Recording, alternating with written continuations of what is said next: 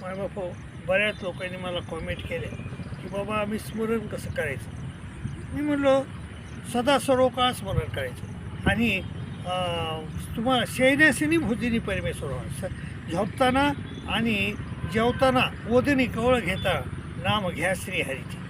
असं सदा सर्व काळ स्मरण करायचं. संसारी असूनही परमार्थ साधावा आणि वाचे आठवावा पांडुरंग असं म्हणलेलं आहे संतांनी. त्याप्रमाणे परमार्थात असलात तरी तुम्ही हे संसारात असलात तरीही तुम्ही परमेश्वराचं चिंतन सदोदित करायचं आहे. आणि त्याचमुळं श्रीकृष्ण महाराजांना सांगितलं की तस्मात सरेसु कालेसु मामनुस्मरिद्धचे मैरपित मनर्मतीर मामे वशेष संशय.